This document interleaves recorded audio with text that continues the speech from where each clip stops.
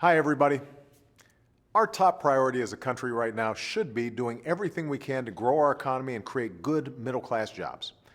And yet, less than 1 week from now, Congress is poised to allow a series of arbitrary, automatic budget cuts that will do the exact opposite. They'll slow our economy. They'll eliminate good jobs. They'll leave many families who are already stretched to the limit scrambling to figure out what to do. But here's the thing. These cuts don't have to happen. Congress can turn them off any time with just a little compromise. They can pass a balanced plan for deficit reduction. They can cut spending in a smart way and close wasteful tax loopholes for the well-off and well-connected. Unfortunately, it appears that Republicans in Congress have decided that instead of compromising, instead of asking anything of the wealthiest Americans, they'd rather let these cuts fall squarely on the middle class. And here's what that choice means. Once these cuts take effect, thousands of teachers and educators will be laid off, and tens of thousands of parents will have to scramble to find childcare for their kids. Air traffic controllers and airport security will see cutbacks, causing delays across the country. Even President Bush's director of the National Institutes of Health says these cuts will set back medical science for a generation.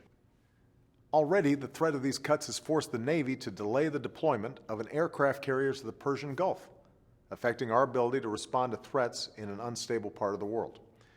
And just this week, the Pentagon announced that if these cuts go through, almost 800,000 defense employees, the equivalent of every person in Miami and Cleveland combined, will be forced to take an unpaid leave. That's what this choice means. Are Republicans in Congress really willing to let these cuts fall on our kids' schools and mental health care just to protect tax loopholes for corporate jet owners? Are they really willing to slash military health care and the Border Patrol just because they refuse to eliminate tax breaks for big oil companies? Are they seriously prepared to inflict more pain on the middle class because they refuse to ask anything more of those at the very top? These are the questions Republicans in Congress need to ask themselves. And I'm hopeful they'll change their minds, because the American people have worked too hard for too long to see everything they've built undone by partisan recklessness in Washington. Instead of these reckless, unbalanced cuts, I believe we should work together to build on the more than $2.5 trillion in deficit reduction we've already achieved.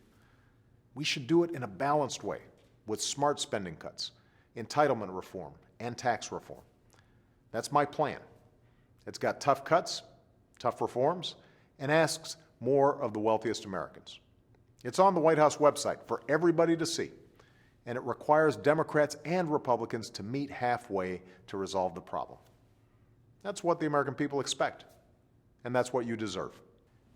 We just need Republicans in Washington to come around, because we need their help to finish the job of reducing our deficit in a smart way that doesn't hurt our economy or our people. After all, as we learned in the 1990s, nothing shrinks the deficit faster than a growing economy that creates good middle-class jobs. That has to be our driving focus. That has to be our North Star.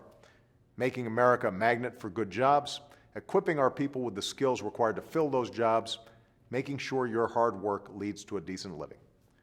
That's what this city should be focused on like a laser. And I'm going to keep pushing folks here to remember that. Thanks so much.